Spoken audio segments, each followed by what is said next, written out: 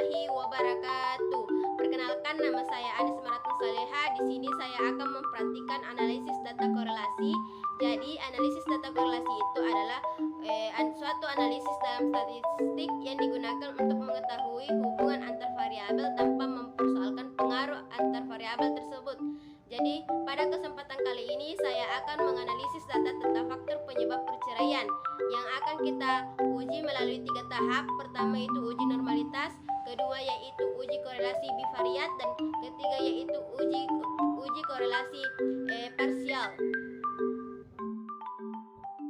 Baik, kita lanjut saja.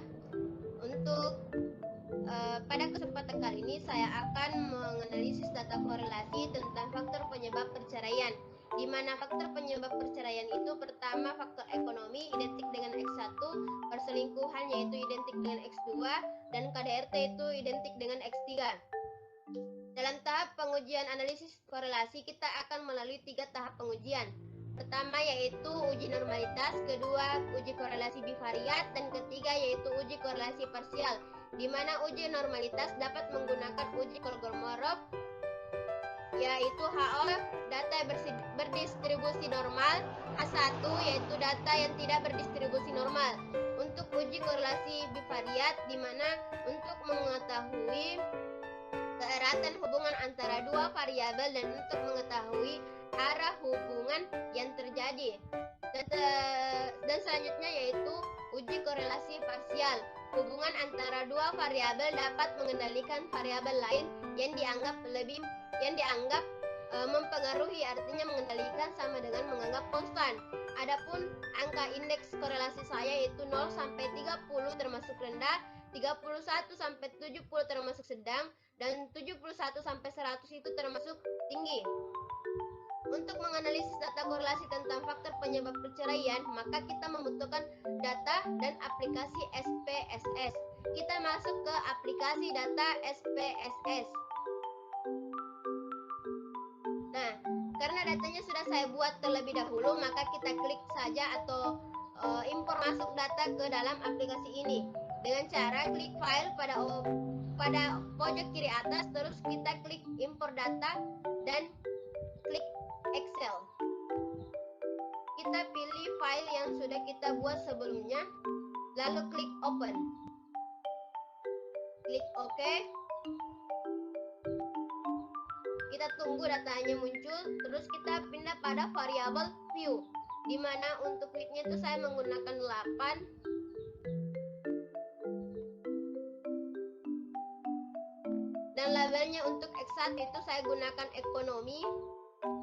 Untuk X2 nya itu gunakan perselingkuhan.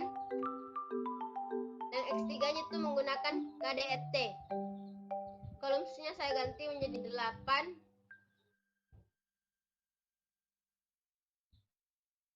Untuk palingnya saya menggunakan center.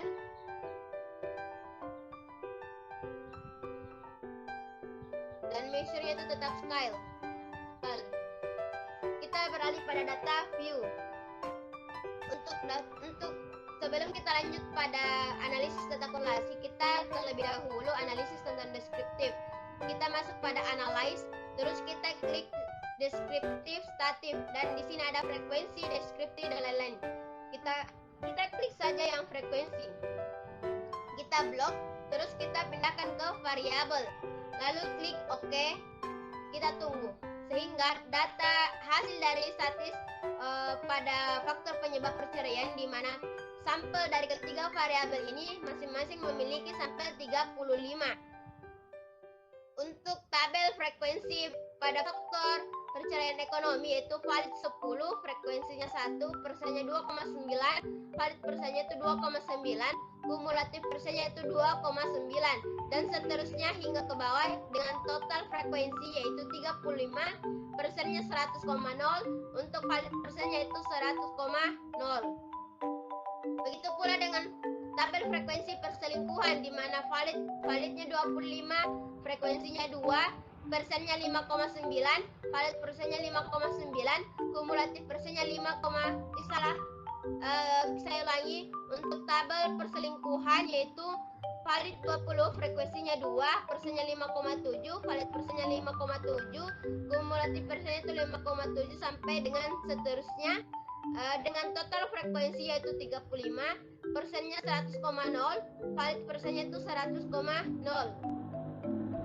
Untuk tabel frekuensi KDRT di mana valid 20, frekuensinya 1, persennya 2,9, valid persennya 2,9 dan kumulatif persennya itu 2,9. Setelah itu kita masuk pada data sebelumnya. Karena kita sudah menganalisis frekuensi, maka kita masuk pada analisis deskriptif.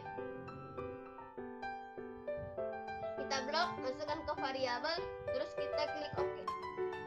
Jadi di sini adalah hasil dari deskriptif faktor penyebab perceraian di mana ekonomi memiliki sampel 35, minimumnya 10, maksimumnya 85, minnya itu 50,29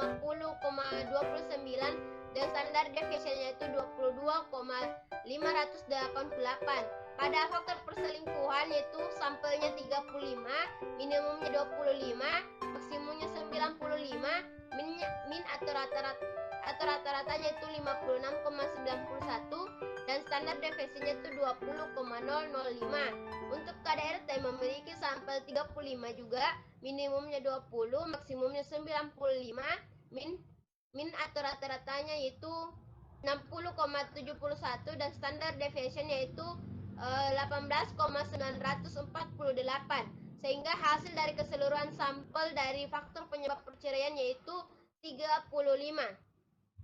Kita lanjut pada datanya kembali, yaitu kalau misalkan kita mau mempraktikkan atau mau memasukkan data dengan tolak ukur diagram dan lingkaran, kita masuk pada graphs, terus kita pilih legalisi dialogs. Di sini ada bar, 3 dimensi bar, line, area, pi, dan lain-lain. Kita pilih bar untuk diagram batang. Untuk pemilihan diagram batang di sini ada simple, clustered, dan stacked.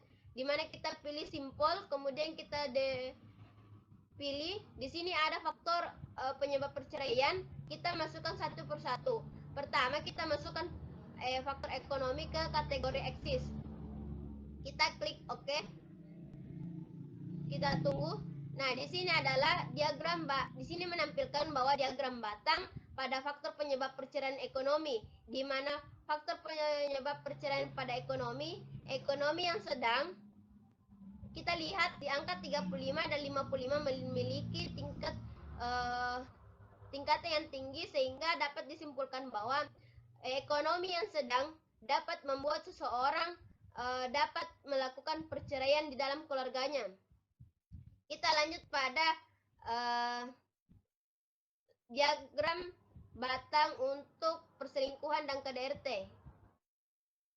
Kita pindahkan ekonomi ke seperti semula, kita pilih perselingkuhan dan masukkan ke kategori eksis.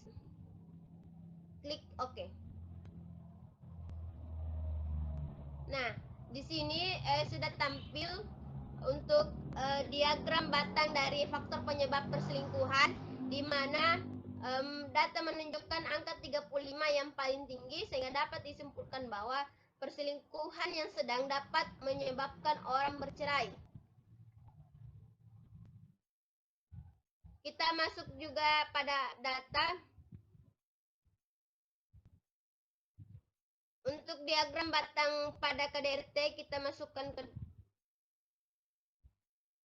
pilih simple, terus kita pindahkan perselingkuhan ke tempat asalnya, kemudian kita pilih KDRT, masukkan ke kategori aksis. Terus kita tunggu. Nah, di sini ada tingkatan atau diagram batang dari KDRT. Jadi kita lanjut saja untuk analisis korelasi. Untuk analisis korelasinya, terlebih dahulu kita menggunakan uji normalitas, di mana kita masuk pada analyze, terus kita cari non-parametric test. Di sini kita pilih legalisi dialogs, terus kita pilih 1 sampai ke kita blok, terus masukkan ke tes variabilis. Selanjutnya kita klik OK. Ini merupakan hasil uji normalitas dari faktor penyebab perceraian, di mana N dari ketiga faktor ini, ketiga variabel sama-sama memiliki 35 sampel. Untuk normal parameter, di mana min pada ekonomi 50,29, perselingkuhan minnya itu 56,91, KDRT-nya itu 60,71. Untuk standar deviasinya itu pada ekonomi 22,588, perselingkuhan yaitu 20,005 dan KDRT yaitu 18,948. Pada most extreme difference absolut pada ekonomi yaitu 0,151.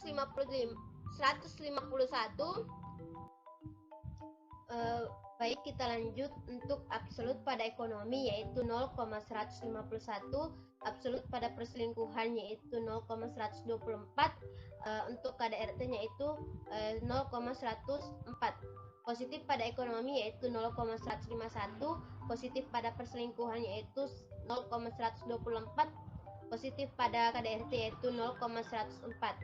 Untuk negatif pada ekonomi yaitu min 0,149, pada perselingkuhan yaitu min 0,103 dan KDRT-nya itu min 0,089. Untuk tes statis pada ekonomi yaitu 0,151, perselingkuhannya itu 0,124 dan KDRT-nya itu 0,104. Kemudian signifikan dari ekonomi yaitu 0,043, terus perselingkuhan yaitu 0,189 dan signifikan pada KDRT yaitu 0,200. Sehingga berdasarkan hasil uji normalitas faktor penyebab perceraian ada 3, yakni faktor ekonomi, perselingkuhan, dan KDRT. Hasil menunjukkan bahwa signifikan dari ekonomi yakni 0,043 ini menunjukkan distribusi normal karena lebih besar dari 0,025. Begitu pula dengan faktor perselingkuhan, signifikan dari faktor perselingkuhan menunjukkan distribusi normal karena lebih besar dari 0,025. Untuk KDRT 0,200 menunjukkan lebih besar dari alfa 0,025 yang berdistribusi normal. Kita masuk pada analisis korelasi bivariat. Kita pilih korelat, terus di sini ada bivariat, parsial, tapi kita pilih bivariat. Kita blok ketiga variabel ini, masukkan ke variabel, terus kita klik OK. Nah, di sini adalah hasil analisis korelasi bivariat pada faktor penyebab perceraian, di mana variabel ekonomi persen korelasinya itu ekonomi 1, perselingkuhan 0,100, KDRT itu 0,015. Signifikan dari perselingkuhan yaitu 0,566, untuk KDRT yaitu 0,932. Sampel dari ketiga variabel itu adalah 35, masing-masing 35. Variabel pada perselingkuhan yaitu persen korelasi pada ekonomi yaitu 0,100, pada perselingkuhan itu 1, dan pada KDRT yaitu min 0,020. Signifikan pada ekonomi yaitu 0,566 dan signifikan pada KDRT yaitu 0,907. Dan sampel masing-masing ketiga variabel yaitu 35. KDRT persen korelasinya itu pada ekonomi 0,015, pada perselingkuhan yaitu min 0,020, pada KDRT yaitu 1. Signifikan pada ekonomi yaitu 0,932, pada perselingkuhan yaitu 0,907. Dan sampel dari ketiga variabel masing-masing 35 sampel. Kita masuk pada analisis korelasi parsial. Kita masuk pada analyze, terus kita cari correlate dan klik pada parsial. Untuk menjadi kontrol variabel, saya menggunakan faktor ekonomi dan variabelnya itu adalah perselingkuhan dan KDRT. Selanjutnya kita klik OK, tunggu. Maka inilah hasil dari analisis korelasi pada faktor penyebab perceraian, di mana ekonomi menjadi kontrol antara dua variabel, yaitu perselingkuhan dan KDRT. Antara ekonomi dan perselingkuhan, korelasinya yaitu perselingkuhan 1,000 dan pada KDRT yaitu min 0,022. Signifikan pada KDRT itu 0,902. DF pada perselingkuhan yaitu 0, KDRT yaitu 32. Antara ekonomi pada variabel KDRT, korelasinya itu pada perselingkuhan 0, min 0,022 dan pada KDRT yaitu 1,00. Signifikan pada perselingkuhan yaitu 0,902, DF pada perselingkuhan yaitu 32, pada KDRT yaitu 0. Itulah tadi praktek dari saya. Lebih dan kurangnya mohon dimaafkan. Sekian dan terima kasih. Wassalamualaikum warahmatullahi wabarakatuh.